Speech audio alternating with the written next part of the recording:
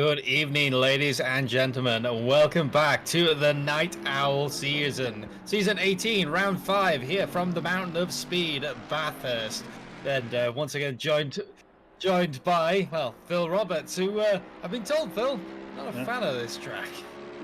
No, I've heard about Mountains of Speed. There's Pikes Peak. There's other places that you go fast up that you just happen to be really high up in the air. Actually, Mexico City's another one we're high up in the air, I think, as well, like, in terms of altitude, but still. Very much so. No, I just don't enjoy this track. I don't enjoy driving it, and I'm glad that I'm in the commentary box instead. So yeah, that's But I must admit, it's a very pretty qualifying session in a minute. Just 7:05 in the morning, and it's a very nice sunrise, Ryan. Oh yeah, beautiful sunrise here over Mount Panorama, and we're well into qualifying already. Timothy Flamger setting the early go with that McLaren, and you can see, just as I was about to mention how green this track is, that McLaren skating around over the top. You're trying to find the grip, you're trying to find the downforce to get that time around here. I thought you meant it's been a green track. Ooh, hello, that's a Mustang jump scare. But now we have a brown set of pants for Timothy Flamger, so... That was a terrifying moment, I'm sure, for the McLaren. The stopped Mustang over coming down the mountain is not something you really expect as we come down the Conrad Straight. It's still, the McLaren seem to be the early chargers in this, as we've got De Jong in the 64 has taken the provisional pole, the 2:01.4. Very fast time on a green track, must have to say, as the 19 comes thundering down hard into the braking zone. Very easy to mess that up in the race, and I know because I've done that myself. And here is your provisional pole sitter so far, the 64 going over the mountaintop. It's so scary. You can see how close you have to run to the wall, but with a green track, it's just so hard, Phil. Yeah, I was going to say, this track's already hard enough as it is, even on an optimum track. You mentioned about the McLaren strength. I think it should be pretty good around here, because like the McLaren lends itself well to high speed, medium speed turns, and has a decent top speed, particularly the Evo does. At least you don't nick the barrier like the Young did just then, but should see two different makes quite strong at the minute, which is obviously like the straight line speed, the high speed turns. There's not many heavy braking zones, which is where the McLaren tends to be weak at, because its brakes aren't as strong as some others around here. I would say the Ford Mustang should be good here as well, mainly because of its quite ludicrous top speed, if I'm being honest.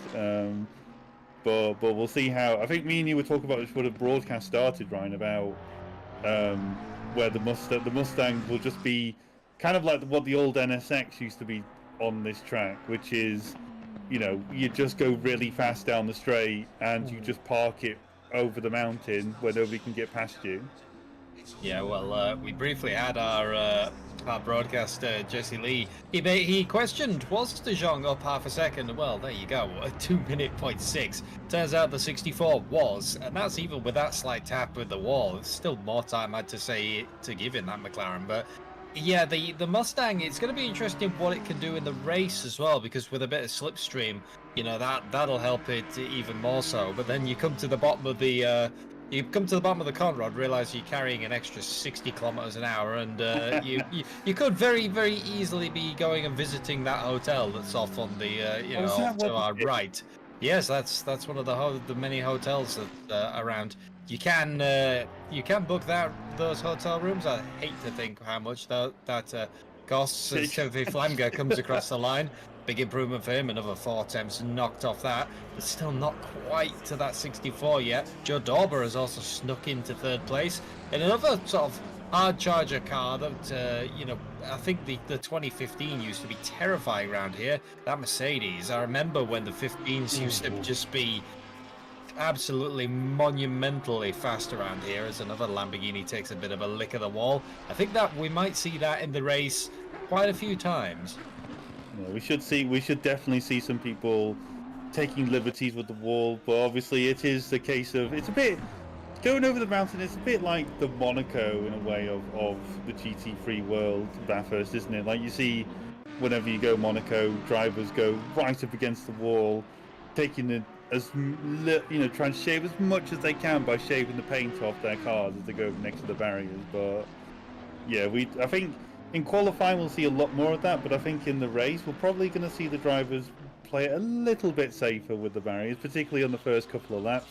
I think Bathurst is one of those places, Ryan, where certainly a confidence track. As Les as well has another brown trousers moment, I would assume, seeing as the car facing the other way, as you going over a crest and suddenly see Alan Asprey's what's he in? He's in a Ferrari, I think, isn't he? Yeah, he's in a Ferrari 767, facing the wrong way. Sorry, Ryan. What I was trying to say was it's a bit of a confidence track, isn't it? But you can be punished for being too confident in the race, and that's the last thing you want to be doing is underestimating the track, because you are effectively racing the track. You're not, aren't you? Really, you're not really racing other people. Bathurst is more being consistent and surviving more than being fast. I mean, being fast is important, but I feel like Bathurst is more being fast, but predominantly just being able to keep the car out of a barrier and getting some repairs in the garage. Yeah, everything over the top is pure muscle memory. I find once you've got that, where you're looking for your turn.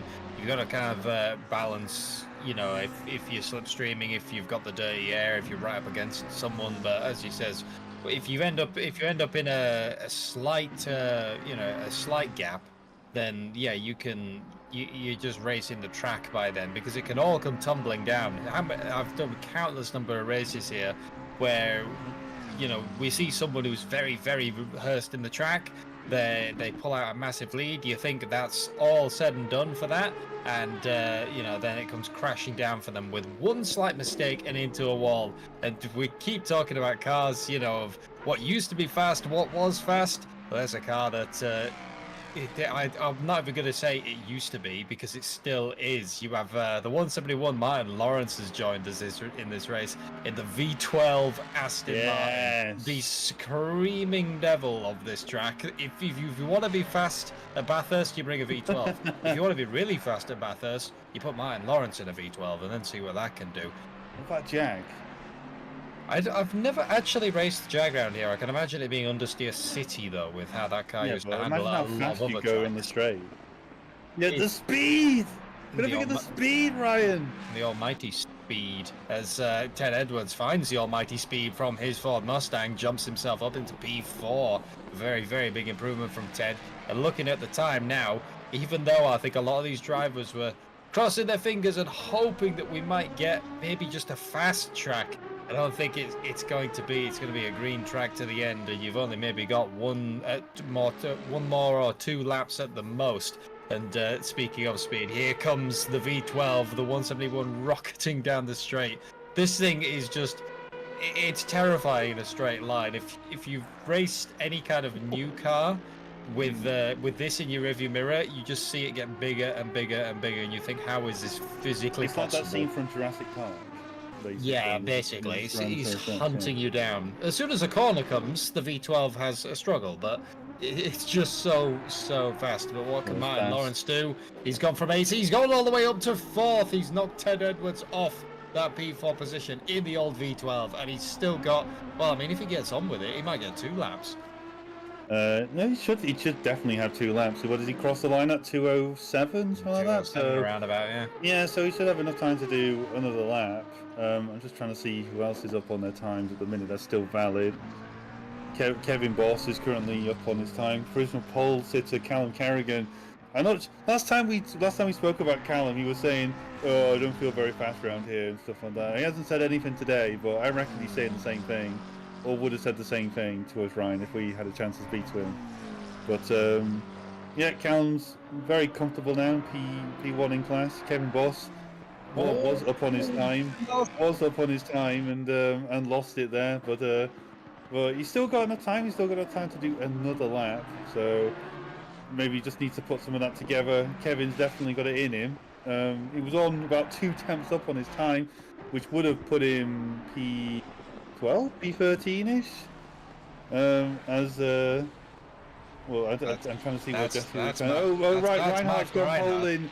Reinhardt's gone pole in class. I was so lost what what Jesse was shouting in my ear for then, right, Ryan? But Reinhardt's gone pole. 2 times faster than Kerrigan, so we'll see what Callum can do to respond, Ryan.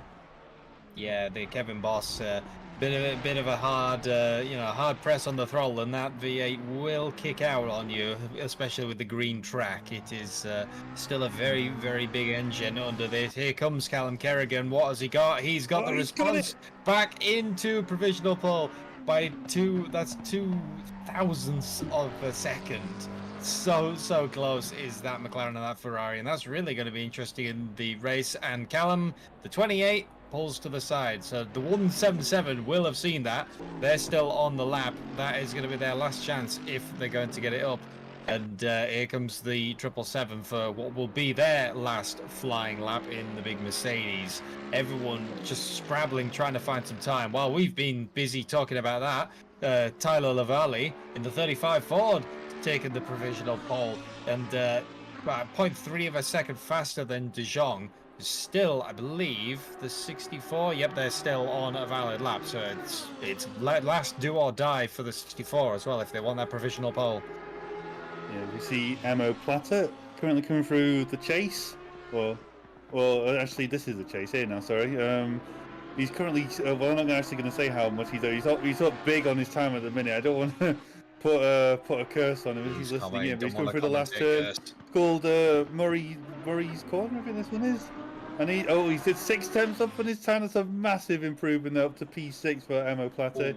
And actually, speaking of which, Ryan, well, we can talk about this between the things. But why is it called Murray's Corner, the final corner? Or don't you know? I don't actually know. This is where you're going to have some story for me. I mean, Jesse has pointed out a good thing. It's something like Murray's Wax and Polish. I think there's a few corners that are named like that, aren't there? I think it's is Laguna Seca still. There's a few corners that are like Mother's Polish Corner. Really? At least that's how I remember it with the gantries coming on. But De Jong, it was a hard push, but it's too much at the end. The last was a 2 minute 0.8. It's 0.2 of a second down. Timothy Flamger the last time across the line. It's an improvement, but it isn't enough to take away the P2. Secures P3 very much so for that McLaren. And well, as we can see, yeah, the Mustang, I did not expect that. I did not think that the Mustang would have the purple middle sector. No, it's not by a significant amount as well. Well, at least when you compare it to De Jong, he's like 2 temps up over the mountain there, Ryan. I mean, other drivers, the next highest one, Flamger, he's a 10th off.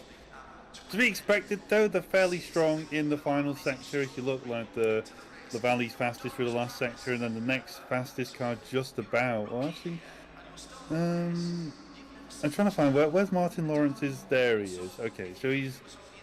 I'm trying to see where the power cars are, but you're probably not gonna. You're not gonna notice till we're no, sorry. You're not gonna notice the power cars until the race, are you? They're just gonna go past like they got DRS or something eventually. I think a lot of that is also partly down due to the green track. We never ticked over to a fast track this entire qualifying session. Partly as well because of the weather settings we've got tonight. We did actually see some rain between the free practice and the qualifying, so that might be something to look out for in the race. We'll see what the weather will be doing. These are the standings as they go. This is also, we've missed one race. We've been away for a month, ladies and gentlemen, but we've only missed one race. So for Pro, Ern De Jong still leads it, 131 points over Joe Dauber in the 777 with 98. Quite a big gap there, but Joe will be, you got to hold on to that hope, because Grim Lilith is not far behind either in the fellow Mercedes AMG on 80. Ted Edwards might be able to gain quite a lot of points here tonight. That Ford Mustang does look quite strong here. He's on 76 in 4th place. You got Mike Redford with 60 in the McLaren. Also, once again, the McLaren seem quite happy here. Another chance to gain quite a lot of points. Roman Frawler has 56 with his Ferrari. Not too far away as well is Miguel Martins in the Audi, which I do not envy someone driving an Audi at Bathurst. That seems quite terrifying. Tyler, Jason Lavalley, though, your current provisional, well, I say provisional, your current pole sitter, 48 points. That is, if Tyler can have a good race today, that's going to jump him massively. You have Olivia Curtin with the Porsche 992 on 38, not far behind as well. Your P10 is Les Stevenson in his McLaren with 33. Second page, you have Emo Plate, I think I pronounced that right this time, with the Lamborghini on 32, tied for 11th with Aaron Jackson in his Audi, both 32 points. You have Matt Malcolm with 12 points, Justin Madley, Timothy Flamger, and I'm not even going to try and pronounce these Polish names. It's Wisniewski? Wisniewski, yeah. This is when you get the Europeans and I murder all of your names. But on the GT3 Just silver Lee's side, just screaming about Polish pronunciation He's- at the minute. So he, terrible. he is. So for the GT3 Ryan. silvers though, you've got Alan Astbury, quite a way. I say quite a way up ahead. 122 to Callum Kerrigan's 111. But once again, McLaren looks strong. Could be an upset for the championship overall. You got Adnan Pasina with the Porsche. We've seen some good things, but I don't believe they're here tonight on 94. Mark Reinhardt with that Ferrari. We've seen them earlier on with 82. Once again, quite a lot of points to be had there. Satoshi Kaniko's on 75. We're not far away from Fred Esperto on 72 with their Mercedes. Kaya Siva in the Lamborghini on 36. You got Kevin Boss here tonight in his Ford Mustang, tied with Scott Lawson, both on 34 for that 8th place. And you got Philip Rea, who currently has no points, but they are here tonight. I have seen them in the field, so a good chance to gain some points on that. And everyone with a dash, they are out of the championship. Yeah. Well, good job, Ryan. Good job. I enjoyed that one. As we see that, oh, that's actually pretty. Do they actually put that fade in, like for every race? Or is that just permanently put in? We're not allowed to call it that anymore. Aren't we? What's it called? Well, I think that used to be super expensive autos. What's it called now? that was used to be their prime sponsor, wasn't it? But I think kind of like anything on asphalt, when you've done it in, even if you burn it off, it's always part of the asphalt. When you look at old racetracks and they're still there.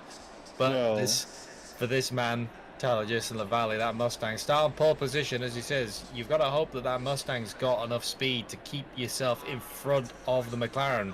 Because, as he says, I thought that the Mustang would easily walk it, but the purple first sector went to the McLarens. I'm wondering if, as the track rubbers in, as the McLarens can use a bit more downforce, a bit more of that, the handling that they're kind of known for, maybe they might, that might swap around to where these guys get the purple middle. We'll really have to see how it plays out in the race. Still, as Jesse Lee is showing us off, still great custom liveries.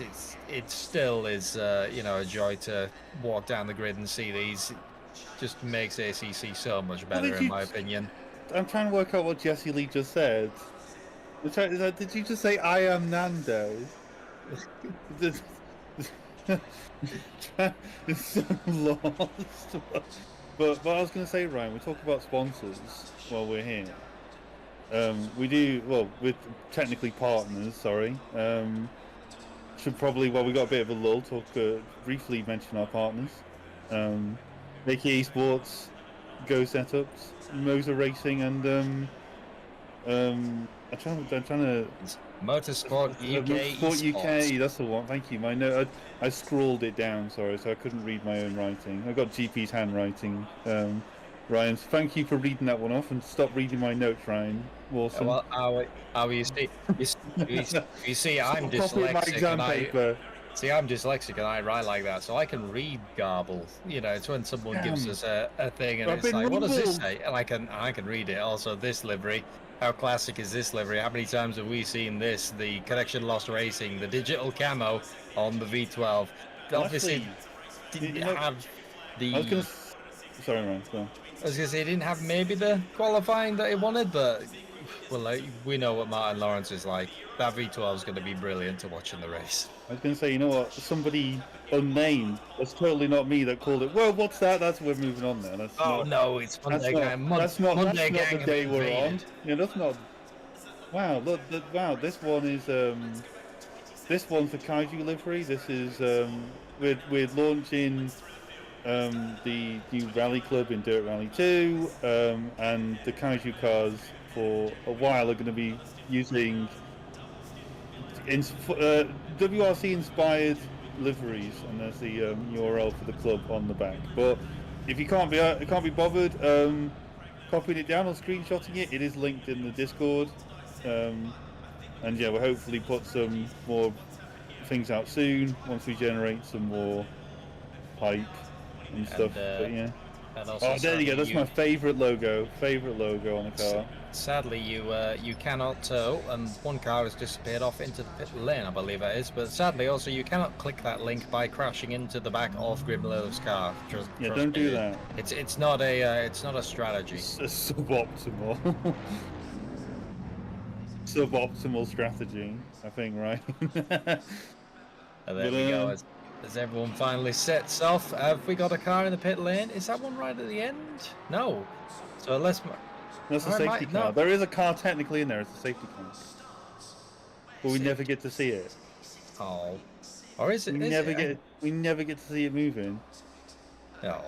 We are going to see eventually. Come on, Drone Cam. Let's go to the end of the pit lane. As everyone goes out, and we might see. No, that is. I thought I'd seen someone disappear. That's the 777. Yeah, that's Joe Dolber. That is the 777 AMG. Will be starting from pit lane instead of P5. For the 777s. I thought there was a safety car, but I was wrong.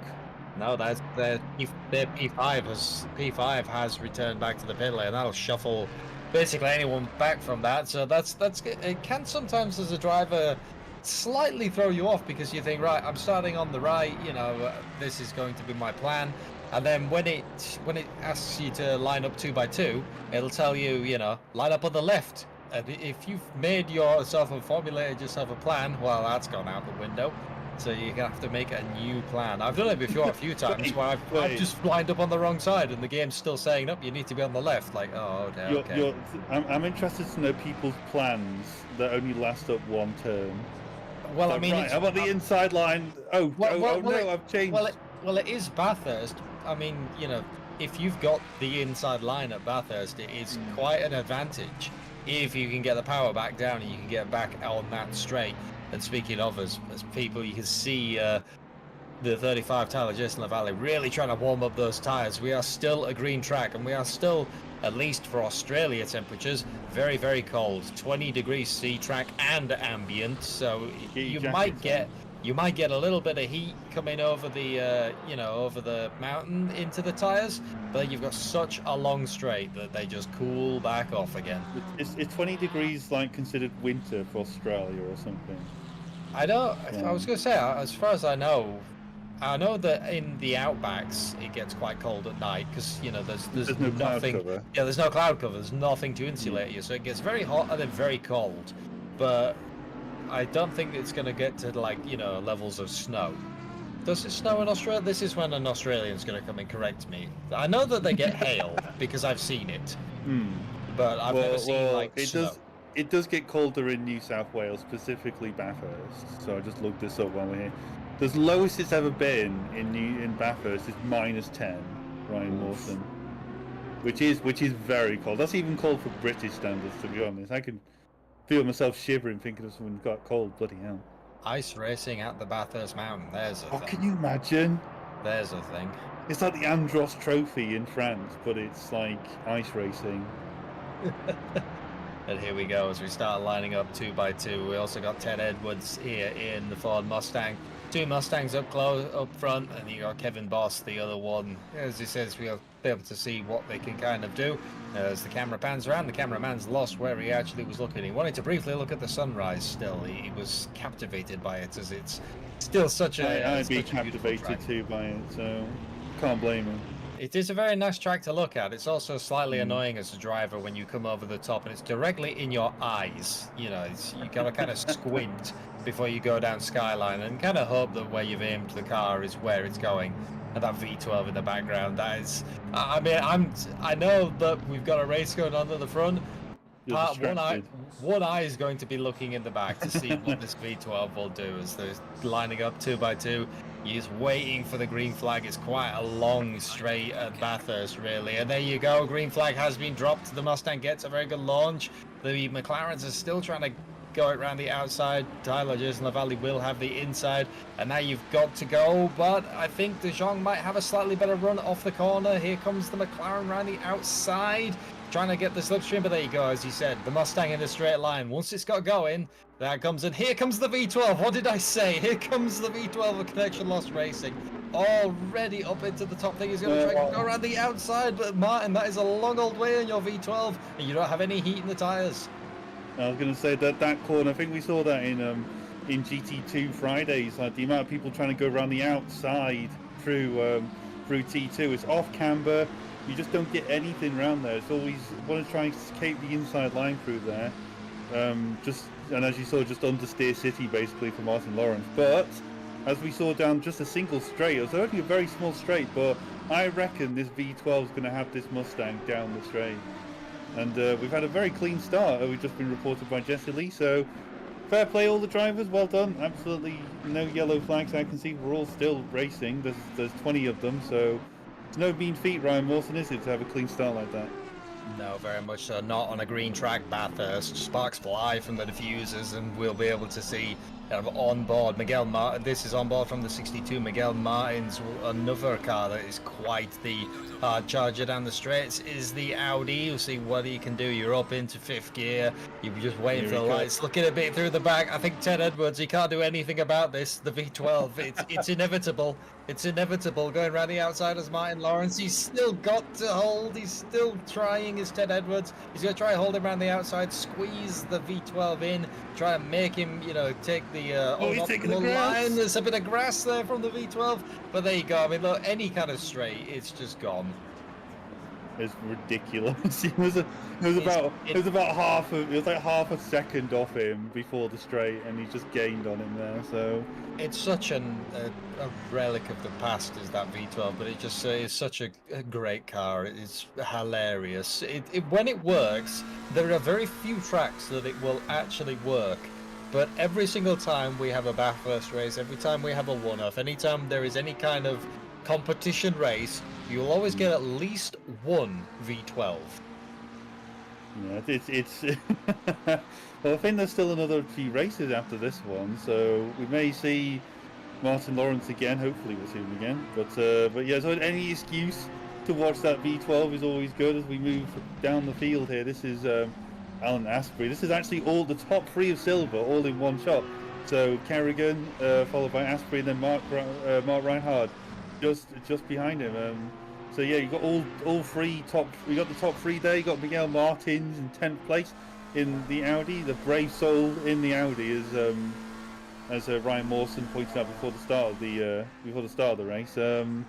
Yeah, this is definitely going to be an interesting bit of a fight as we move further down the field. That's Joe Dorver there. Started from pit lane. He's already made up 1 position, Ryan Mawson.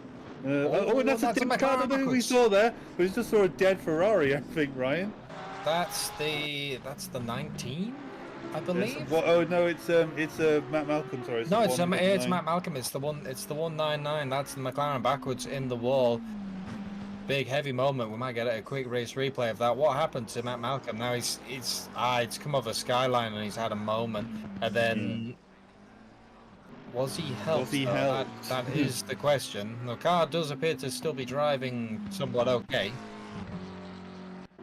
I'm gonna. So this is one contact from earlier that we have. That's Adnan Pasina in the Porsche. A very slight touch, but that means that Malcolm must have lost it by all of his own. Oh, Cal Kerrigan Strats. Leader of Silver's coming in for his stop already. The leader of Silver in already for the pit stop. The pit window is open, obviously. Drivers can take this one whenever they want. I've not actually managed to look at what the pit requirements is. This is how unorganised I am today. I believe it's just a time thing. I think I'm going to check as well while I'm here. While I've looked up what's happened. Matt Malcolm spun on his own, Ryan, so that's why we can't see it on the thing. Just as you said, exactly as you said, Ryan Mawson, he's crested the hill and the rear went on him. So yeah, completely common to see. As we see Kevin Boss overtaking. I'm trying to work out who that is. It's a McLaren. Who is it? That's Rhea. That's Rhea. That is Rhea. The 777 into, or the 717, beg your pardon, into turn 2. And yeah, now we see Adnan Pasina. That's Joe Dorber behind as well, trying to get round over the mountain. And Joe Dorber had a bit of a moment as well. I'm not really sure Pasina's fought through that one, I'd say. I'm not really sure he's overtaking down the mountain is a good idea. Tried to put his nose in through the high-speed park section, and Joe Dorber there didn't really have anywhere to go. Give him a bit of a poke in the back, but no harm done there, Ryan. Yeah, there you see everyone trying to. Oh, everyone's still accordioned up here. Everyone's trying to jostle and find some place on the track. Joe Dorber wants to get through, get back to his race, but you've still got these two Silvers fighting behind. There goes the Mercedes by. I think that McLaren's nursing quite a lot of damage on the front. Look how slow it is down the straight. That car has definitely got some damaged aero. Ooh, what a bit more of a touch again. Sure about that. That's Esperto, that is, into I think Esperto's gone right into the back of that car. Not really. I mean, I'm not really sure if Rhea's got like damage or something. I think looking at that bonnet, there is definitely some damage there. But yeah, I think Rhea was trying to join the racing line and then realised there was another car there, and yeah, so Esperto just gone straight into the back of them. And very well done from Rhea though to try and keep the car off the track. A lot of drivers would just give up at that point and not slow down, but fair play to Rhea, kept the car slowed down. As we see Grim Lilith here trying to get past Madley for this is Madley on Grim Lilith, sorry, onto it's P6. So Lilith lost a position there in the Merc. Another thing we'll talk about when we talk about cars around this track, Ryan, talk about the Merc and like how the new Merc is in terms of straight line speed is quite it doesn't quite meet up to its predecessor, does it? Or the Evo version, anyway, because of all the new aero parts and stuff, which makes it a bit weak around here, would you say, or I think it's compared to its contemporary? It's swings and roundabouts, I think, with the 2020. You know, the 2015 was so strong at some tracks and was kind of known as this, you know, sledgehammer of speed. And then the 2020 came, yes, the 2020 came along, and it was a little bit. It was a little bit of a this isn't as fast, but naturally it isn't. You've got more aero. You can actually. Yeah. It made the car more accessible to a lot more drivers. So you know, double-edged sword. You still see some people pick the 2015 in quite a lot of championships, and it is still a very, very, very potent car. But I think, you know, like, even I could not drive the 2015 fast, but I can drive the 2020. No. So that, you know, that kind of tells it. Now, on sledgehammers to speed, Ryan, I have noticed, without getting too excited, that there's been another pass in the top 4. And Martin Lawrence is now. And Martin Lawrence is now on the podium in a V12. So well done, Martin Lawrence, for doing God's work with that thing. Yes, in P3. And the strategies still continue. More people in. That's Asprey, the 767 Ferrari dives in, as well as Grim Lilith, the 115. Maybe trying to get some space, trying to get to a little bit of breathing room on this track, which is kind of difficult to get right now. As you can see, the box is turning green as everyone's dropping down. The track has finally gone to fast as well. We might start to see maybe a little bit of a shift in in how some other cars are behaving, and definitely some faster times. We should see a lot more faster times and a bit more grip around the mountain section, so probably a bit more confidence from some of these drivers coming through the mountain section, should we say. But one thing this particular car doesn't need is grip around the mountain bits. It's fastest in a straight line, doesn't need to be. It doesn't really care if it's green, fast, or optimum in a straight line, really, does it, Ryan? As De Jong's had an incident, I think. That's definitely a McLaren that's wiggled off the barrier at some point. I'm hopefully we'll see a replay of them just to confirm that. But that looked like a wiggling McLaren. but we'll see. That did look like he may have touched the barrier coming out of just about left it in there. I think he's probably got TC0 on or something. Ryan, I suspect. There you go. There's a big TC0 warning sign there. I think that's the only way you can go fast in these things in the McLarens is, well, that's the meta anyway, is TC0. Maybe it's just because the electronics on the McLaren aren't as strong as other cars, but I'm certainly not that sort of driver. I need my TC training wheels still, Ryan. That looks like a big, a danger to the manifold type warning, as that's rear, I believe, going off as well. That's the McLaren from earlier, as they join. That's the 717 rejoining the track in front. Yep, there they are in the 717 McLaren. What happened to them? Was it on their own? It's coming into the chase, the heartbreaking moment, and it's just a smidgen too late. So easy to do coming down, especially if you've been slipstreaming someone, as that's Adnan Pasina in front. Yeah, what I kind of mentioned a bit earlier on, you know, you've been slipstreaming someone all the way down the Conrod, you get to the bottom, you kind of forget mentally that you might be carrying, you know, an extra 10, 15 kilometers an hour. You brake at your regular point, but the car, well, it doesn't stop, because that's not how it works, I'm afraid, and off they go. But nothing really done apart from maybe a little bit of dirt on the tyres and keep going. The 717, as he says, they are on a different strategy. They've already completed their pit stop, so they just need to kind of keep it clean, keep it out of the way, and you never know what is going to happen in the silver. Still got 48 minutes of this race left to go, and people who've completed the pit stops and are currently leading of those people is the 115 Grim Lilith. So they've opted to go long. Different strategy in a Mercedes. Most Mercedes drivers want to keep the car as light as possible and, you know, and try wring it out of that. But if you've stopped already, you're going to have put quite a lot of fuel in that car. Well, I mean, it's the pit rules for tonight are 1 litre of fuel for your pit stop, so they're probably, I don't think it really matters when they pit, to be honest. As we go on board with Grim now, going through the Skyline bit, I'd say you're definitely right that you want to try and keep, well, I mean, in general, you want to keep cars as light as possible, but the main gist for these sorts of 1 litre pit stops is you want to try and carry all the fuel that you need for a race. So you're only going to be up on the jacks for about 3 seconds ish.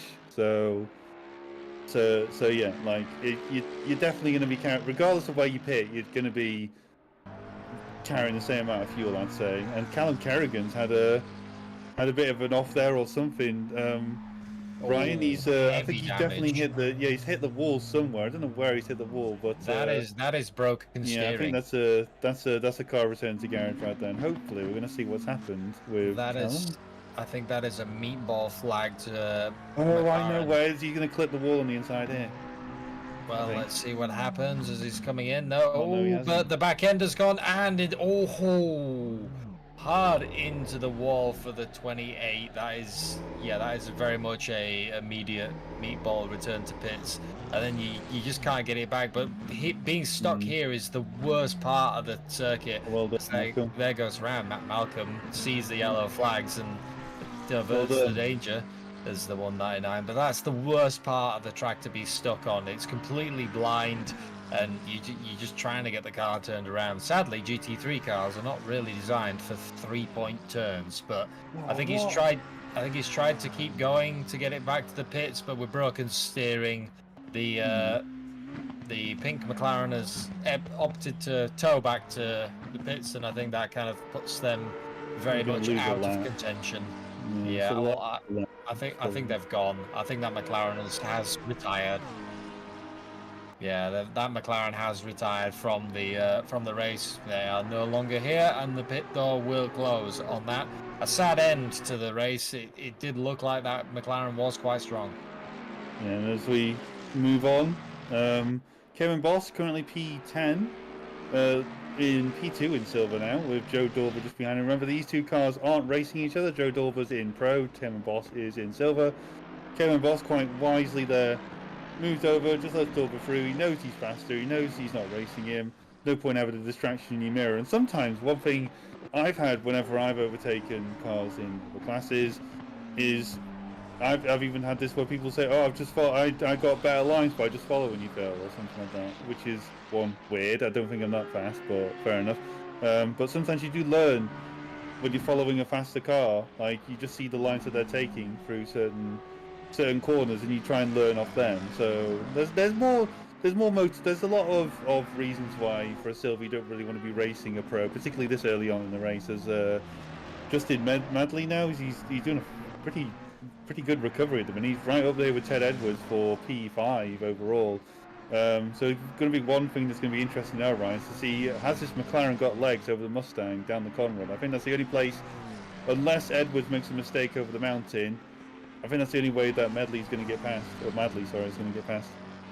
Oh, this might be a slight Oh, that's a opportunity. That is a very broken 77 Mercedes there. That is another claimed by the mountain, as you rightly pointed out. That's Fred Esperto. What has happened to them? Going back, we will see it because the car is still undamaged at this point. Now, is it an unloaded point going into Skyline, or was it here? You can see the car coming through. Yep. Oh, they clipped the inside. They clipped the inside wall hard into the wall. And that will be a terror. I've seen that happen a few times. I've nearly done that myself. That will be a terrifying moment for Plate and the Lamborghini as well, because you're just hoping that they don't bounce back into you, because that has also happened before. Just oh, Ted! Oh, there goes Ted! Oh, Ted! I'm not sure if Madley's like hit him or Ted's like had a moment or something. Let's have a look.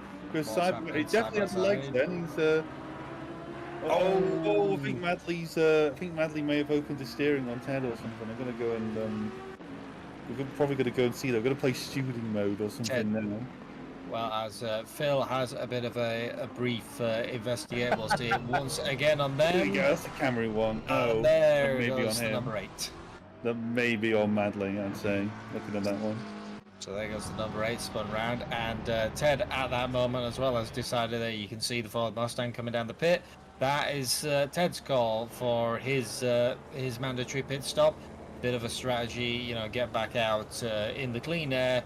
The 77, sorry, they're back down the pits. That's going to be a long old stop for that car to repair all that damage. That was a hard hit into the wall.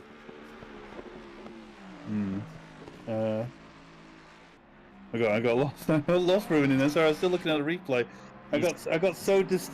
Yeah, Jesse Lee still enjoys this name, doesn't he? Fjord Motorsports. You know what I like? I like Joe Dorber's team name as well. Our Souls Limited. That's a very good one as well. Joe Dorber's usually got the best. There you go. Our Souls Incorporated. Very well done, Joe Dorber. We can't explain why it's funny for children though, but it's funny to me. So well done. No, it's a company that sells rubber soles. Yeah, exactly. For boots are soles. See, yeah, exactly. It is what it says on the rubber sole. That's what the R stands for. It is what it says on the tin, and don't look into it. Trust me, I am a commentator. R soles. The R stands for rubber. We've also, as been pointed out, lost another car. we've lost one. We're just trying to work out who has actually disappeared. No, I'm trying to count like number of silvers. We still have that many. So we've had a mysterious disappearance. We'll work it out. And we'll get back to you. Yeah, a car has disappeared on us. Yes. Anyway, we're talking about Tyler Jason LaValle, who we've not seen that much of in the race, and I think that's mostly quite a credit to him in a really weird way because of just how well he's driving this race. So Esperto just in the background there nicked another curve. I was just going to say, Brian, the one at McPhillany, did you just go over the inside curve or something? In your opinion, or did you say clip the wall? Yeah, I think they clipped the wall and that sent him off. It does jut out a little bit more than you might necessarily think. So if they've if you've turned in and you've just committed to that corner, as you know, it's over a brow. It's so once you've got to here, you are committed. If you've turned your car in too tight, you're going to hit that wall. And, I think we've lost Matt Malcolm. Sorry, he's had a 4-speed back issue. That's it. So one of the other McLarens, Matt Malcolm, will also retire from this race with force feedback issues, and this is hotting up quite substantially. Look how close Timothy Flanagan can get. He's just getting a long slingshot now. He's disappeared. Yep, I was going to say, and it doesn't matter what the McLaren can do over the mountain. It doesn't matter anything that they can do in a corner, because this, in a straight line, you can't battle it. You just cannot battle that. See, look, under the braking, and we'll see on the corners. We'll get back over the mountain, and Flanagan will be all over the back of the V12, but it doesn't matter. I used this exact car in a one-off race that I believe it was an RCI. It might have been one of our old 3 hours. I used the V12 as well, and I had the exact same strategy. I was talking to the driver afterwards, and they said, "You are the most annoying person I've ever met." It's like, why? They probably use some expletives or something, right? Yes, but I can't PG-13. But they were literally saying he couldn't, like, you know, he could get right up to me at the mountain. There's nowhere to pass there unless you make a mistake, and then you disappear off down the straight, and you just annoy them for the entire race. I thought it was brilliant. They didn't find it as brilliant, but you know, that's their problem. I gave them the helpful advice. I said, have you tried? I said, you know, have you tried going faster? Wow. Well, so basically you just skill issued them. Well, no, they just need to pick a faster car. You just need speed. Well, you just said you need to go faster. That's not saying that could be, it's misconstrued as skill issue though. You need to pick the Jag. I thought you were going to say the GTR, which would have also been a valid pick, right? That could be a valid pick. But Jesse Lee's offering magic tricks now. We're ready. Oh, we're going to watch this Aston disappear. Right, we're not closer than last time. Jesse Lee trying to make it out like we're.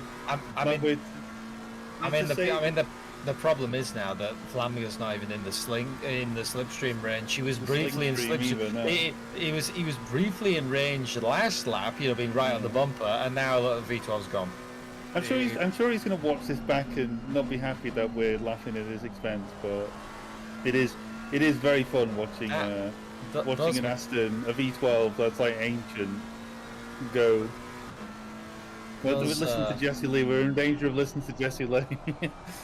Those McLarens also look terrifying with low TC, low aids, because they're like you can tell how twitchy you have to make them to get on the. Ted Edwards is off the track. The number 8, Ted Edwards happened to Ted. He's got damage on the front end or something. It's a very long replay, so we're going to watch him climb up the mountain. So the car's already also got a little bit of damage. I think that's from the spin off into the tyre wall from earlier on. So we'll see what happens to the number 8 coming up the mountain. All looks normal. Could it be another clip of this corner or an unload? We'll see. No. Ooh, a long drift. Yeah, a long drifting into the wall. Is that too much rearward brake bias then going through that turn? Because he's only had mostly side damage from that then. Oh, that's a hard twitch, and there goes the Mustang. Well, that explains why they're parked there. That didn't look like he was correcting opposite lock. Is all I'm going to say to that one. But we'll see. We'll see if he comes in after the race. But that didn't look like he lost the car. That looked more. How do we put this now, Ryan? Tactfully. Well, the number 8 is still there up on the top of the mountain with that yellow flag. Could they've had a hardware issue? Ted's got the indicator on as well. Could it have been that he's had an issue with the wheel and is now just stuck there? Maybe. I mean, he's not rejoining the track at the minute. He's in a bit of an unsafe place. He's got a written off front end. He's definitely. Yeah, see, look at the angle of the steering as well. He's with the steering wheel down with the indicator on. That doesn't say to me like stuck driver who's parked there. That kind of says hardware failure. Oh, there we go. I was going to say, I think he may have gone away from his desk for a minute or something. And That's all happening now, Ryan. De Jong's made a bit of an error or something in the meantime, and Martin Lawrence is probably going to. He's in the sling stream. He's going to stream shot past him. Well, here comes the 171. Here comes. It's not much you can do as De Jong. You can defend all you want. He's going to squeeze the Aston up to the inside. But even in the braking zone, he's going to have to hang it round the outside. This is what Martin Lawrence tried on lap 1. But exactly like what happens to Martin Lawrence on lap 1, you end up out there, you just do not have the grip to hang it round. And now the V12 is into P2. And this is now going to be the most annoying part for De Jong. Because unless you can force Martin Lawrence into a mistake, which is going to be tricky, because we know Martin Lawrence... See, look at how close the McLaren can get, but where are you going to pass? You can't do it. We're going to find... Oh, no, he's forced the mistake. He's forced the mistake. Just as I mentioned, but they're going to be side by side coming down into over Skyline. This is a terrifying moment. And Martin Lawrence gets back out ahead, knowing he has to stay ahead for that straight. If you can then maximize, that... time down the straight, you're going to start pulling away very slowly. Going to pull away. Now we're in much more sling stream than Timothy Flamger was, and he's already moving away. Oh, he's got the indicators on as well. Sorry, I'm going too fast. I think that's also sorry for terrifying you with the slight, the slight moment, but it's all good. He's now just going to go away, and that in the background as well. Have you noticed? Have you noticed that Timothy Flamger now has also been brought back into this battle? So, De Jong really can't. I know as much as he's going to want to battle the 171 to the death, if he does, he's going to end up in a three-way battle here with Timothy Flamger, who's been on the charge for quite a while now. Well, I think Flamger's probably going to be in this. He's going to be checked into this fight no matter what. I'd say. I was going to say that Martin Lawrence today is a bit like Thanos, isn't he? He's just inevitable, Ryan Mawson, with the straight line speed. The only thing is, I don't feel, unless Martin's got some superpower that we don't know about, or an amazing pit strategy, the distance between him and Lavalle is nearly 13 seconds. I think it's 12.7 seconds. So unless there's some... Yeah, unless a big mistake happens from the 35, or Lawrence has got some super strategy that we don't know about, that is going to be quite a tall order. We've seen it happen, but it's not going to be in the next lap, I'd say. I think Martin's going to be more than preoccupied with De Jong and Flamger on his backside for the last half an hour of this race. I'm not really sure what the strategy is for Martin. I'd say it's probably going to be stay out for as long as possible, because I think the McLaren's only hope to get past this car may be to pit early, get in clean air, and have uninterrupted fast pace over the mountain or something. But I think you need to do that early if you're going to do that, potentially. I don't think there's any benefit staying out and trying to put pressure on that Aston over the mountain, because there's nowhere to overtake over the mountain. So what's the point of putting pressure on that Aston, I'd say, Ryan? Well, yeah, and for Lawrence at the minute, he's probably actually, as weird as this may sound, at least in my head, I think that Lawrence would not want De Jong to pit right now, because he's backing up De Jong into Flamger over the mountain.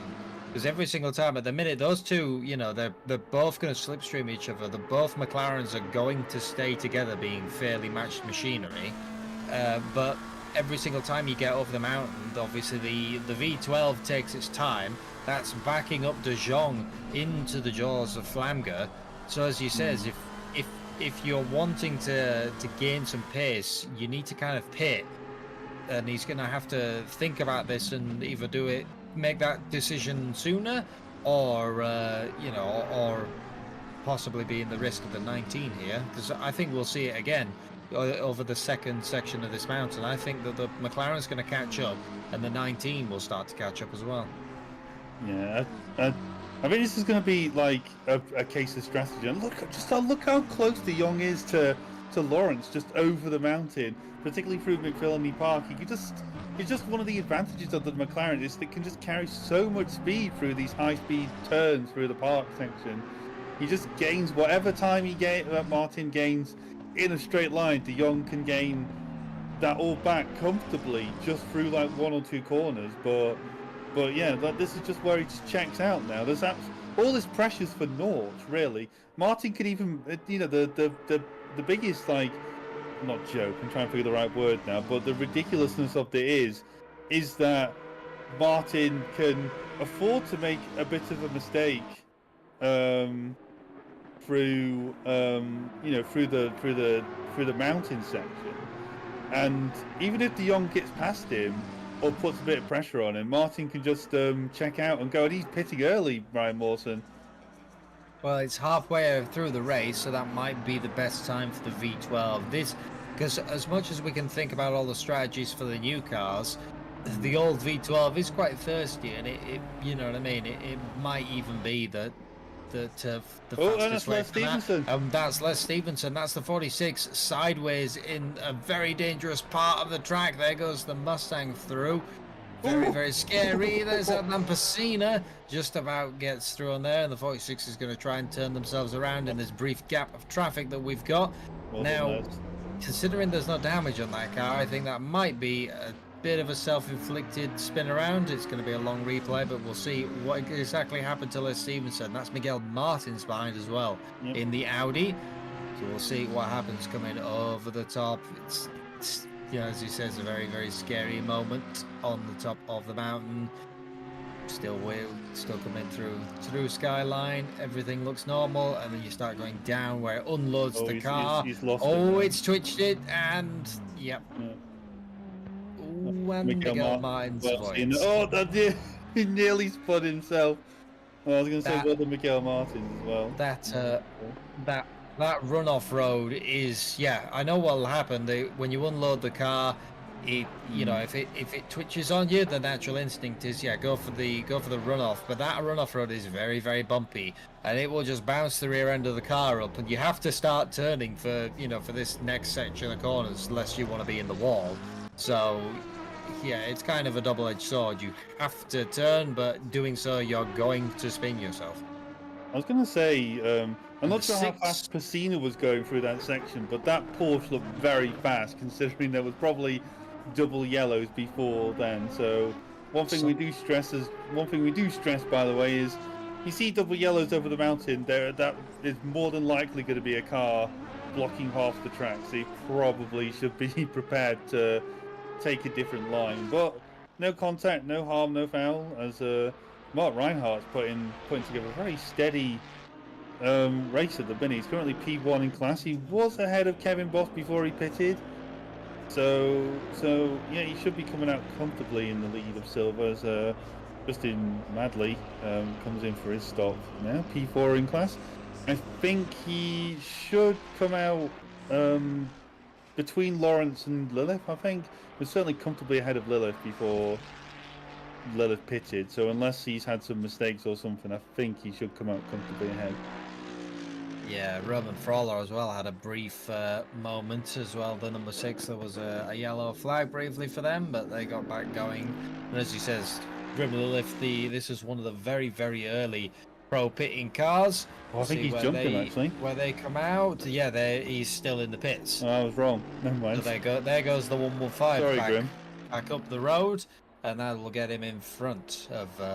No, in fact, no, it's Justin. No, Justin's on one lap down. There we go. The timing board's just about started to update. And Martins has actually jumped in as well, Ryan. So he must have had some damage to repair or something. He was definitely in that gap between Lilith and Lawrence before he pitted, and he's lost that space. I don't think Martins was even ahead of him. So Miguel Martins as well, quite quietly, is putting together a very good race for himself in that Audi. Yes, the Justin Madley's pit delta was a 115.1, whereas a lot of other people are, if you haven't had damage, is 47, 48, 50 seconds if you had a a slight slow stop. I think our current fastest of the entire field is Les Stevenson with a 41-second pit stop, flying in and flying back out on the jacks on that car. But yeah, so that McLaren had damage to fix, or is on a very, very, very different strategy. But that's dropped them all the way down into that P10 position now. What was the pit stop time? Did you say, Ryan? 1 minute and 15 seconds. Wait. So that's and what was Les's time? 41. So there must have 41 been. I suspect there's tyres that have been swapped or something from Madley. I think because that's Could have roughly. Yeah, about 30 seconds extra. Could have been a mistake. I've done that before. I've come into the pits and completely forgot to just uncheck the tyres. Like that, I don't want tyres, and Yes. you stop and you think, yeah, this is a great stop, and then it says controls locked for a minute, and you think, oh. Oh no! It's like, oh, I've done it again. It's like, well, we'll have fresh tyres at least. We'll be able to have all of the fast. But speaking of fast, the one thing I did check, we're under half an hour of this race left to go. 24 minutes on the clock. We still have not got an optimum track. We still have not found that sweet spot. Is it too early in the morning? It's gonna be like the last lap, and then it's gonna be like, look, you can have an optimum track. You've got grip now, and your race is over. So you can have one lap of fun, and that's it. Yes. As Rhea comes in, I think this is an unscheduled stop. They've already made their pit stop. As Justin Madley now, he's on his recovery drive from his pit stop. He's got Kevin Boss currently P2 in silver in front of him. They'll have to probably be a bit patient trying to get past. They're both pitted now, so obviously, as we said before, they're both in completely different classes, so they don't need to fight each other, but Kevin is well within his rights to fight him if he wants to. And something's happened to the 77 as well. Another yellow flag on the outside. That's another heavy damage. Oh, that is very, very heavy damage. I think also the 171 was briefly in that area. That's Martin Lawrence, hopefully. Was the V12 tangle up in this? Let's have a look. So that's the 77, which has already got damage come down the hill. Did you clip the inside wall or something? I think they clipped the inside wall on that. Because he just looked like he just suddenly accelerated or something. Sorry. I think they've clipped the wall. I think that car was already damaged coming down the hill. I think there's been a previous incident, and that has once again probably damaged the steering. They've tried to get it back, and that's tapped to the wall. Yeah, look, that steering is completely destroyed. Well, at least they're staying to the other side of the track. Well, I say that, but I think that maybe... Are we still going to keep going? Fair enough. And then as we pan in, Kevin Boss is under heart attack from Justin Madley. He's trying to go around the outside. Here we go. Kevin Boss holds it. He's still on the inside. The Mustang has a bit of a bite out of Kevin Boss, but there you go. The 76 gets past. Can't put the power down as easy. We've had another yellow flag over the mountain. They've returned immediately. That's the 717. That's the 717, I think it was. Or was it Roman Frala? Frala, yeah, Frala. That's over. That's heavy. That's heavy damage. That's a meatball. That's completely broken Ferrari. Do you think people have just settled in a bit too much, Ryan? Because some of these mistakes just seem. I think people are trying to push it. I think people are trying to push it as hard as you can, because you're getting towards. Well, you passed the back half of the race, so and but you're still on a fast track. So sometimes you can kind of get this false sense of security when you've been racing so long. You think, we've got a bit more grip on the track, but you still don't.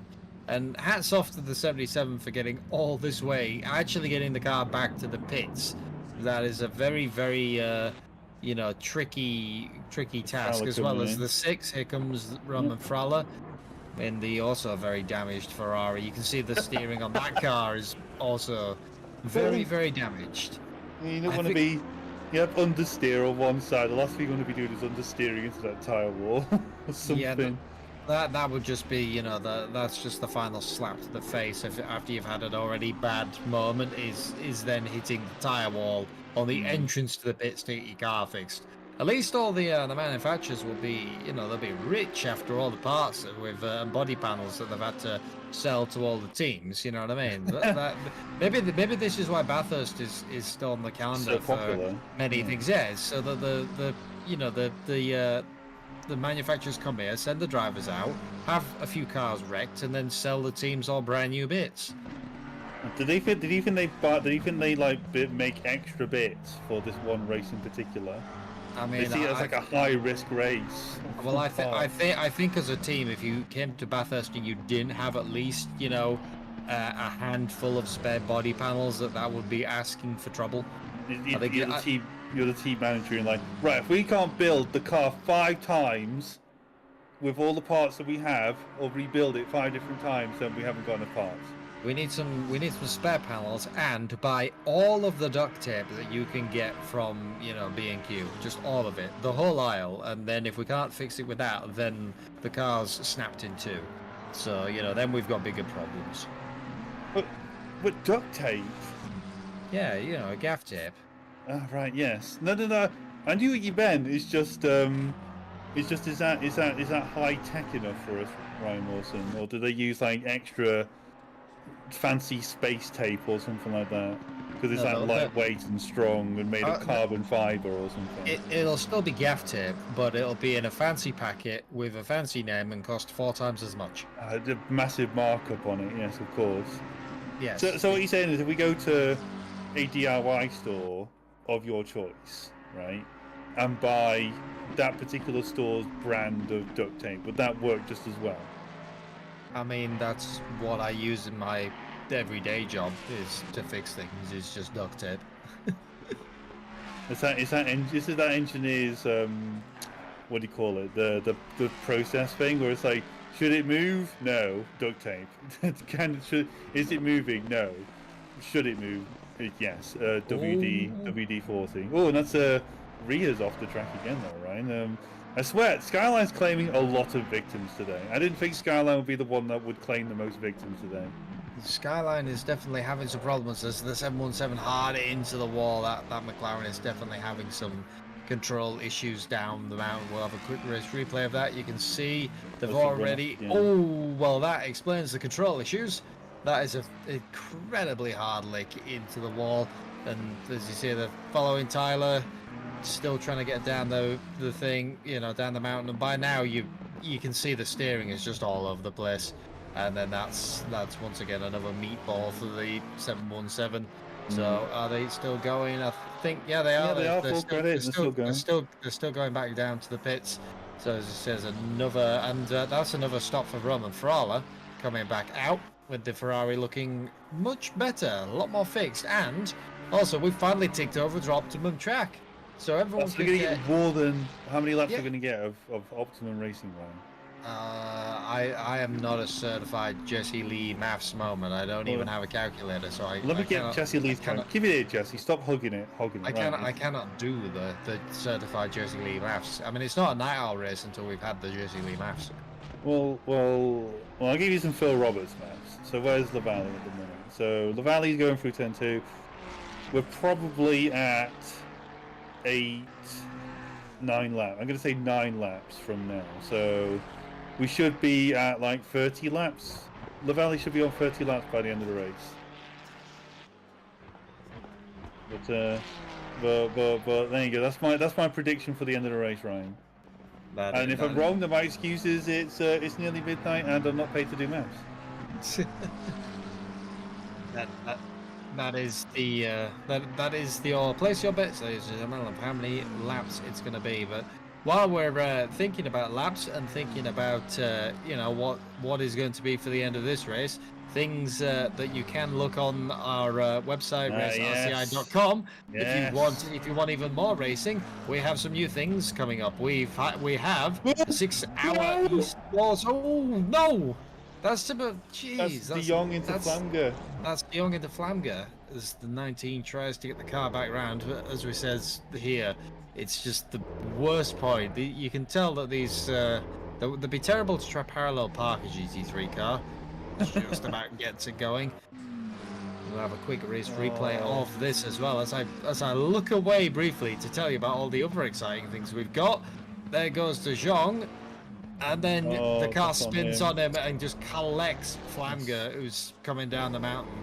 I think De Jong probably will have to take fault for that one, because I think if there is a chase cam or some sort of like camera that focuses on De Jong, we'll probably see he's lit up his tyres on the grass and he spun right in front of Flamger. So I think, looking at those cameras alone, Ryan, it's probably more on De Jong than Flamger for that incident. But I think that's my caveat, is that we only saw those views. But I think it's going to be time for their pit stop for both of them now.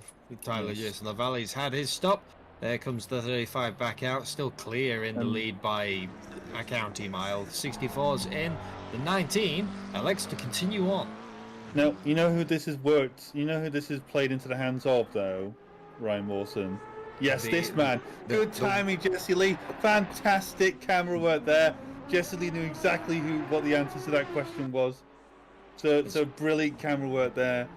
Jesse Lee pretty much revealing the answer straight away. That incident played straight into Martin Lawrence's hands, and is probably going to secure his P2 if he doesn't make a mistake. Sorry, Ryan. So the 64 still in the pit lane, so they have elected to fix the damage. They've got obviously enough. I was thinking that. I'm thinking if the 19's continued on, and their car doesn't, I mean, it's not uncontrollable, obviously, with them still going on. I'm wondering if the 19 might not fix the damage, you know, and just try and eke it out towards the end. The car Flamgers, it still appears to be controlling fine. This is a terrifying moment if you've got a damaged car, Skylines, but it all seems to be fine in the McLaren camp. So I'm going to say with only 13 minutes left, I don't think that the Alpha Sim Sport car will fix that damage. I think they might continue it on. Timothy Flamger looking forward, thinking forward, should we say? Hopefully, wonder if he'll take Ryan Mawson's inputs there, but while Timothy Flamger's thinking forward for the rest of this race, Ryan, you were talking about RCI looking forward a bit further than to the end of this race, I'd say. Yeah, it's looking forward a bit. Sign-ups open until August 30 for our 6-hour esports series for 2024, kicking off at Kyalami. And that's going to be our sort of premiere, as you would, esports series. It's back again. I think you have more information on that one as well, Phil, including the limited tyre sets that we've got, custom BOP this time, and €8,000 prize pool. Yes, so 8 hour. My numbers are wrong now. So there are 2 championships. There's the esports one, as you said, the community one that starts. That one starts a week after the community races do, which are all at the same tracks. They both have custom bots, and as you said, there's an €8,000 prize pool, which is pretty good, to be honest, for the, you know, how esports is going in racing, shall we say, or at least in virtual racing like this. So well done, Ryan Gill, for his efforts on that one. But yeah, there is a custom bot. It is specified on the webpage. There is an entry fee for anybody that is interested in trying to sign up. It is somewhere. I forgot where it is on the page now. I think it's an entry fee of €150. You only have to put that money in if you qualify via the pre-qualify for that one. For everyone else that's not an esports, a pleb like me, there is the community esports series, which is sponsored by IMB, which is a sim racing equipment proprietor. I'm not sure that's the right word or not. If they want to complain, if they want to correct me on that one, that's fine. But they have kindly offered Ryan Mawson for the top 3 teams in Split 1 prizes. So first place of the community series will get 3 pairs of sim racing gloves as provided by IMB, and second place will get 3 £15 gift cards, and then third place will get £10 racewear gift cards. So some pretty good prize. We actually got prizes for the community events this year. So well done. Thank you, IMB, and also well done, Ryan Gill, for his efforts on that one. And that one starts, the 6 hour starts on the end of August, literally the 31st of August. So yeah, pre-qualifying starts. There will be a custom bop as well for the community series. So get some boys, get signed up. I believe it's a maximum of 4 drivers per team. So yeah, get signed up, get your pre-qualifying done, and try and aim for split one if you can to get a chance to get those prizes. Looking a bit closer around at the minute, we do have our 6 hour of Nürburgring. That's a one-off series. That's a multi-class event with GT3s, GT4s, and TCXs, which is also custom bopped, apart from TCX, which obviously there's only a single make class. Sign-ups are open till race day. Race day is August 3rd, which is next weekend. Sign-ups close at when do they close now, Ryan? Hang on, I've got to find it now. They close on the 2nd. Oh, did they close on the 2nd? Oh, it was good seeing you corrected me then, yes. Sign-ups are open till the 2nd at 11 o'clock. So even at the last hour, you decide, actually, I would like to, you need to decide by Friday. Yes, yes, sorry. You need to decide by Friday at almost midnight if you want to come and race the little TCXs or a GT4. Well, you've got the GT3, GT4, or TCX, and it can be a team. I think you can do team or you can do a solo. There are a number of TCXs doing it solo, the madmen. But I was going to say these people like punishing themselves. Is all I can say to that. But that should be a hilarious race. And then still in the meantime, we've got obviously the final. The final round of Night Owl, we were going to the Nürburgring, but the GP circuit. I like how you now have to clarify that. We can't just say we're going to the Nürburgring anymore, because now we've got both. We have to clarify that it's the GP circuit, and we've still got the mini British GT season going on, where they'll be going to Donington Park, and then the final for that will be at Brands Hatch. So that's going to be quite an ending of that. I quite like Donington Park, and Brands Hatch always does seem to throw a bit of a bit of a spice to the end of a season.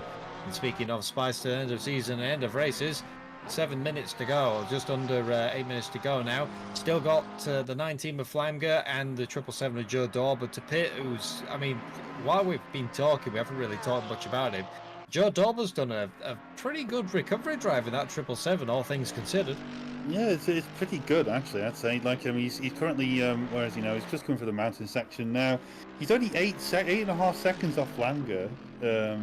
Probably helped a bit by the incident, but not significantly. But the whole point is that I think Dorber's probably going to end up ahead of Lilith. I mean, he was already ahead of. Actually, no, he wasn't ahead of Lilith at the pits, was he? But full credit to Joe Dorber. He started from the back effectively. He's made his way past all the silvers. He hasn't pitted yet, so he hasn't even used the trick of pitting early and having some free air to yourself to catch up with everyone that way. He's done it through probably the more difficult of the two choices to do, which is through the field, and he's and yeah, full credit to him, as you say, Ryan. He's in a strong P3. Granted, he hasn't pitted yet, but I just noticed as well, like. But that Lavalle's pitted and he's still in first, just to show just how far up the field he is. Yeah, the 35 pit, and then went, well, that was lovely, and still came out ahead. It's just it was a very, very commanding lead. And as we're talking about pit stops, there goes the 19 down the pit. That's one of the last cars to come down. The 777 might be in this lap. No, he's not. Nope. In fact, no. The 777 keeps going. I'm looking at the wrong 77 on the grid now. It's the 177. I keep seeing it and thinking it might be in, but that's these two. That's Justin Medley trying to get by Mark Reinhardt, as he said, not in class, and I think the Ferrari's just going to let him by. And as it is, there you go. The 76 continues on. It doesn't affect anything for Reinhardt's race because he's still P1 in the silver class with Kevin Boss as well has managed to keep that Ford up into P2 of Silver and has held on to it over Adnan Pasina. 1.4 seconds behind though, so Kevin can't really afford to make a big mistake even at the end of this race, because you've still got the 903 not too far behind. There goes Kevin Boss just in the foreground, and there is the 903. And there's a 46 of Les Stevenson just behind him. He's on a recovery drive as well, isn't he? Ryan, he's not... Obviously, these aren't full position, but like they're a bit of pride, aren't they? We've got 5 minutes left. Where's LaValle? He is... Oh, yeah, so we've probably got... When he finishes over the line, it'll probably be... Probably have like 3 laps of the race to go when he overcrosses the line. So I think my 30 laps complete is probably on for decent maths. But yeah, it's one of those things really. Like I think Pasina's just got to hope for a mistake. I think the Porsche doesn't have the legs over the Mustang, so it's probably that is going to be the case. But as well, another bit of complexity for Pasina is how to deal with the faster Stevenson behind him, particularly as we climb the mountain. It's one of those really difficult places where you see a guy coming up behind you that's going faster than you. You don't really want to have to, deal with that in your mirrors, and you're going over the mountain. You don't really know where to let him through if you're that inclined, shall we say? But yeah, the gap's kind of like, I'd say it's like, that's Reinhardt. That's the leader of Silver, Ryan Wilson. He's spun at the top of Skyline. And that car's also got front end damage. You got to get back going again. The 177. Here comes everyone through, bouncing over the thing, and there goes the back end of the car again over the thing. Mike Reinhardt. Yeah, I thought that car had quite heavy front end damage. A big upset right at the end. The leader of Silver has had an incident in Skyline. We'll have a bit of a race replay again. This is looking back. A little bit of scuffs on the front already, but that is just Bathurst. If you've come to Bathurst and you don't have scratches on your car, have you really raced at Bathurst? Probably going to take curb, isn't he? I was going to see. We'll come over Skylines. Oh, it's the outside curb, and then heavy into the wall. It just rotates around. Yeah, that's the most common McVillany Park incident I've seen. Ryan Mawson. I see that a lot more than usual, but fair play as he's trying to recover. I think he's seen the I'm not really. There we go. So fair play. Get us off the track for people to go through. Those are Kevin Boss and Pasina there. That exit road is not smooth. No. It is very much not smooth. You, like I said, you dive to it because you think, yep, that's the exit road, I must use it, and it will complete. If anything, that can often cause a secondary spin, and you just end up in the wall. So it's one of those. It's a necessary evil, and there goes the 177 into the pit, limping in. Is that Ferrari. Now, we'll also have to see, I think the 777, they're going to have to dive in this lap. They can't make another lap. And I think they are going into the pit lane. Yes, they are. Joe Dauber comes into the pit lane with 49 seconds left on the clock. Not even one lap. They stretched that out as far as they physically could in this car. Try and regain a bit, try and get on that recovery drive. But it's all going to be, obviously, here comes Martin Lawrence securing the P2, I would say, with that mighty V12. There goes Joe Dauber in the very, very fluoro-coloured 777, and off it roars into the distance. You can see Flamger still trying to push that McLaren as hard as they can. So that car really didn't sustain much damage then. Considering the lap times they're doing, there was really not dropped off at all. Even after the accident. No, what I've noticed as well, Ryan, is someone else is having quietly a very good race, and that's Grim Lilith in the 115. He's now P4 in class. Yeah, it's ended up there. This is a Bowman. That's Les Stevenson getting by Adnan Pasina. A very, very, very close moment there, but Les Stevenson is by. He's got 1 minute 9 if he wants to gain another position. There's the 117 still in the pits. So I have a feeling that car may not join back this race. I think they've sustained, I can English, they've sustained so much damage that by the time they've fixed it, the race might be over. Yeah, I'd still say like, there's only like how many cars have managed to finish? Like 4 cars in silver, so he'll only be a lap down if he manages to repair the car. So he'll still get points, and he'll still get 4th position points. So it's definitely worth it. And I am spot on with my money, Ryan Mawson. We will have 30 laps by the end of this race as Tyler Jason Valley goes through up the I forgot what that corner's called, up the Trump, and Reinhardt's been speeding in the pit lane. No. He's got a drive-through penalty, but I think he'll still finish like P3. Like if he just ignores this, he can't serve the DT this lap because it's obviously his last lap. He can't serve. So he'll probably get like a 30-second penalty. Yeah. So he's just gonna have to take that, and Martin Lawrence will get one more lap on that, which means that this battle will rage on. Flamga's, you're just gonna have to hope for some sort of mistake or miracle to get that position. The V12, as we've mentioned and seen this entire race, it's so strong in a straight line. Joe Dorber came out very, very close to Grim Lilith. This is going to be his last chance if he wants that P5 position, P4 position even, sorry, with matched machinery, both Mercedes. It's going to be down to who's the, who's got the better setup, or you've now just got to concentrate so hard. You cannot make any tiny mistake at all as our leader's coming down Conrad Straight, which will be for the last time. Yeah, the full credit to both these drivers, to be honest. Both of them have had quiet but remarkable races, I'm going to say, Ryan Wilson, to be honest. There's another man who's had quite a copybook race, to be honest, is Tyler Jason Valley. I don't think he's put a foot wrong all race. He's shown everyone how to do this track, and full credit to him as he comes around the final corner, Murray's Corner, to claim this 9-hour race, and as you said, Ryan, solidify at least what do you call it? Like you said, like he was going to do very well for this championship. He was gonna gain quite a lot of points with a good finish tonight. And well, a good finish would be an understatement here. A dominating performance from the 35. Led it lights to flag.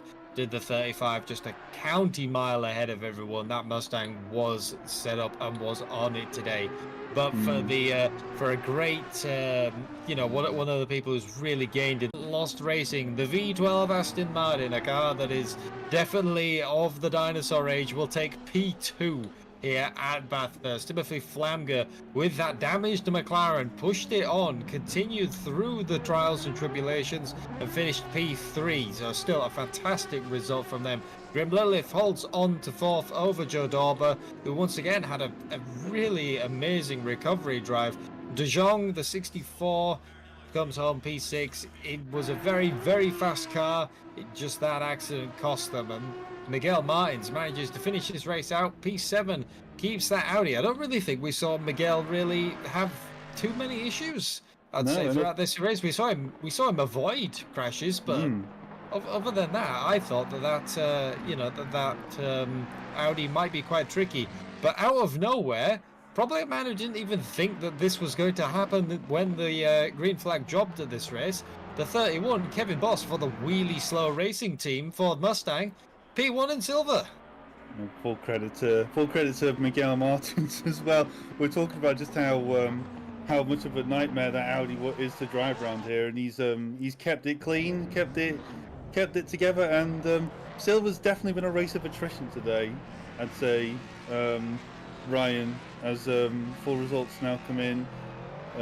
Top 3, Tyler Jason the Valley, Martin Lawrence, Timothy Flamga make up your podium, followed by Grim Lilith, Joe Dorber, De Jong, Martins, Madley, and then P9 is our winner in silver, Kevin Boss. Then Les Stevenson, Pacina, P11, that's P2 in class. Emo Plate is P12. Mark Reinhardt manages to finish P3 in class in 13th. Roman Froller is P14. Ria is P15. And then I think the rest of the cars, so that's Esperto, Edwards, Asprey, Malcolm and Kerrigan, all retired from the race.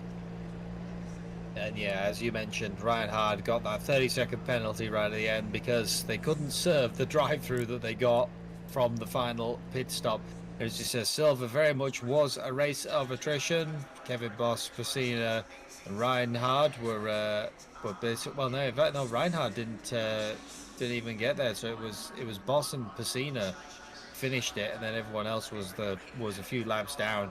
So Silver was quite the race of attrition, and I don't think that anybody who started out that race in Silver expected to be where they were. But an action-packed race, and definitely some big upsets. And I think this is going to make it very interesting coming into the final race of the championship. It's going to really shake up the points. Yeah, it's been. I think Bathurst has claimed a lot of victims today, but has made as much as it's ruined some other drivers' races. It's played well to others, and one of those drivers has joined us right now. That's our silver winner, Kevin Boss. Kevin Boss, are you with us? Hello. Nice. Well, there you go, Kevin. The microphones are working. So, Kevin Boss, we're talking about it just then. It was a bit of a race of attrition in Silver. Would you agree with that description? Oh, tonight? definitely. Especially when Reinhardt lost it with 5 minutes to go, I could not believe my eyes because I thought, starting second to last, even being in P2 at that point, I wouldn't have expected that. And then to get the win, yeah, like I said, through a race of attrition, I'm gobsmacked.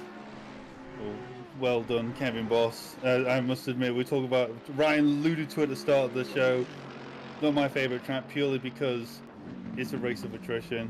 It's not. I don't find it fun around here. What do you think? But what do you think, Kevin Boss? This is the you first just won round here. How would you say what would you say you like about this track, or don't you like this track? Well, this is actually the first race where I haven't just smacked it into a wall and got like wheel damage or something. So I think I won the Silver GT2 race here as well once people were split into the correct splits.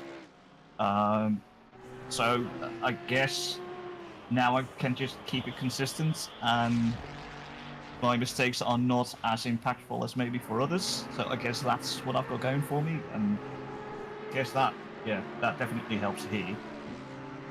But yeah, are you saying, Kevin Boss, that we're going to see a pro Kevin Boss next time in Night Owl or not? Well, I think that's also up to Ted, but it's up to you as well, Kevin. I think if you look at my pace compared to the pros, I'm still too far off. This time, don't be too humble, Kevin. Come on. This time I got the win because of other people's misfortunes. There's no point being fast if you're in the wall, Kevin. Yeah, that's true. That's true. But no, that doesn't mean that doesn't take anything away, Kevin. You have to keep your nose clean, and you did. So fair play, Ryan Wilson. Did you have anything for? And that's in a fat Mustang, so I'm surprised I was able to keep that. Well, you can go fast in a straight line, so well done. Well done, Mustang, as well. Ryan Wilson, did you have anything for our silver race winner? Well, how are you feeling about what's going to be the final race? It's going to be the Nürburgring GP circuit. With this finish now, it's put you 1 point behind Masatoshi Kimiko, so you're in P7 in your class now. But Esperto had quite a lot of problems. Reinhard, those are not that far away up the road if they don't have the race goes their way. What do you think that could happen at the Nürburgring GP? I don't know what's going to happen for the championship, but I know I won't be there because I could only do this race and the previous one. So getting a P2 and a P1 is still a very good result in those two races. So who knows, maybe next night our champ I might be able to go for silver gold, shall we say. So yeah, that is a sad turn that we won't see the wheelie slow Ford at the Nürburgring, but still, what a great race then to end it out on from this season for our silver winner of this race, Kevin Boss. Okay. And before you go as well, do you want to shout out your team, Kevin Boss, the wheelie slow team? Well, as always, thank you to the lads who are in the voice call, because that always makes the race more enjoyable. That Les Stevenson, Cam Kerrigan, and Grim Lilith. So yeah, that always makes it more enjoyable. That you're not just driving, sometimes you're chatting, bantering, and every now and then you need that little distraction when you can afford it, and it's good to have those guys there. Yes, very much so. So that from the start to the end, Phil, that's been an amazing race. We've seen some fantastic overtakes, quite a lot of drama, very much so towards the end, and well, it could also still happen at the Nürburgring GP, because that can be a track. It's not as maybe demanding as Bathurst, but people really do push hard there, and it's going to be the last race of the season. So I think we might also see quite a quite a good race there. What do you think? I think we're going to see quite a good race at Nürburgring. Bathurst is its own demand, should we say, on the drivers, and it's certainly, as we said before, race of attrition. We lost 6 cars today, like through retirement. So yeah, Nürburgring will be a separate. It has its own challenges, should we say, around the track. So it'll be very interesting to see how the drivers cope with these varieties of tracks that we're putting together. So yeah, should be good. It's the last round, isn't it, Ryan? It is indeed. So August 3rd. Traditional night owl, 90-minute finale. So it'll be a test of. It sounds like an extra half an hour, but it's a bit more of a test of endurance, isn't it? Really, for these drivers. Yeah, very much so. 90-minute finale, as is Night Owl, kind of tradition at this point. August 3rd. And we will hope you will join us for that. And well, from me, Phil Roberts, Jesse Lee behind the cameras, we thank you all for joining us tonight for this amazing race. We'll hope to see you next week and at any other race that we put on here at RCI. So if you, like I said, any sign-ups that you want, go to RCI, raceRCI.com, and maybe we'll see you on the grid.